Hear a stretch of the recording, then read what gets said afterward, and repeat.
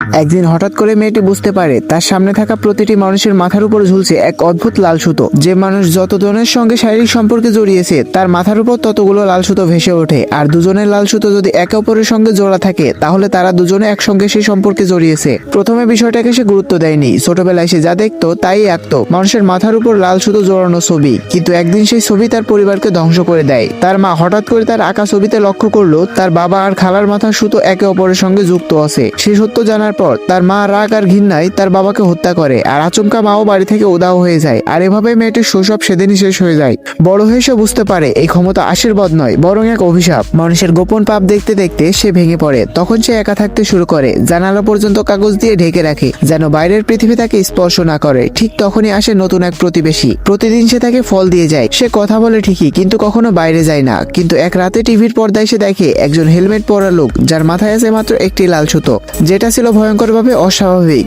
আর সেই লোকটাকে সে দেখে প্রতিবেশী মেয়েটার বাড়ির দিকে যেতে। মুহূর্তে সে বুঝে যায় লোকটি লাল সুতো প্রতিবেশী মায়ের সঙ্গে জুড়ে যাচ্ছে। ভয়ে আর দেরি না করে ছুরি হাতে সে দৌড়ে বের হয়। কিন্তু তখনই প্রকাশ পায় সবচেয়ে ভয়ঙ্কর সত্য।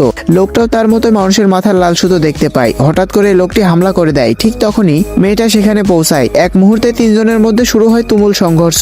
লোকটা যখনই তাদের মারতে যাবে ঠিক তখনই পাশের বিল্ডিং থেকে একজন পুলিশের চোখ পড়ে ঘটনাটি। শেষ চেষ্টা হিসেবে মেয়েটি লোকটার পায়ে ছুরি বসিয়ে দেয়। পরবর্তী মুহূর্তে পুলিশের এক গুলিতে লোকটি মাটিতে লুটিয়ে পড়ে। গাইস, যদি এমন ক্ষমতা কারোর কাছে থাকতো তাহলে জীবনটা কেমন হতো কমেন্টে বলে যাও।